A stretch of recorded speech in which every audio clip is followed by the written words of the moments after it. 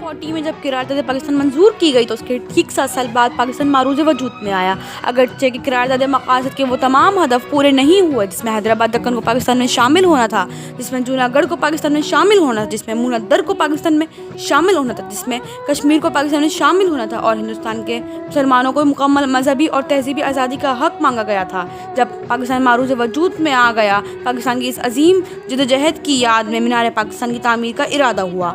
इस तामीराती कमेटी के चेयरमैन जनाब मुख्तार मसूद लिखते हैं कि तो बादशाही मस्जिद और मीनार पाकिस्तान के दरमियान 3 फरलांग का फासला है, और ये 3 फरलांग 3 सदियों पर मुईद है। आखिर 300 साल पहले बादशाही मस्जिद के 4 मीनार बन गए थे, तो फिर 5वां मीनार क्यों बनाना पड़ा? इसके लिए हमें तारीख के झरोकों में झांकना होगा, तो हमें पता चलेगा कि जब बादशाही मस्जिद तामीर हुई तो इस वक्त पूरे हिंदुस्तान पर मुसलमानों की हुक्मरानी थी, और शेर और बकरी एक ही घाट से पानी पिया करते थे। लेकिन अंग्रेज़ों की साजिशी, तिजारती और कारोबारी ईस्ट इंडिया कंपनी ने इस्लामियाना हिंद के मुसलमानों से इक़्तिदार छीन कर वहाँ पर अपना मुसल्लत जमा लिया, और मलका बरतानिया का सिक्का चलने लगा।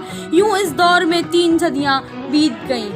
इन 3 सदियों में सिखों का पड़ाव, जिन्होंने बादशाही मस्जिद को घोड़ों का अस्तबल बनाया, और मस्जिद के बाद तामीर होने वाला सबसे तारीखी वाक़या मीनार पाकिस्तान है। मुख्तार मसूद लिखते हैं कि मैं मस्जिद की सीढ़ियों पर बैठा इन 3 गुमशुदा सदियों का मातम कर रहा था कि मस्जिद के मीनार ने झुककर मेरे कान में राज की बात कह दी कि जब हक की जगह हिकायत ले ले, जिहाद की जगह जमूद ले ले, और मदरसे बेरौनक हो जाएं, तो सदियाँ यूं ही कम हो जाती हैं।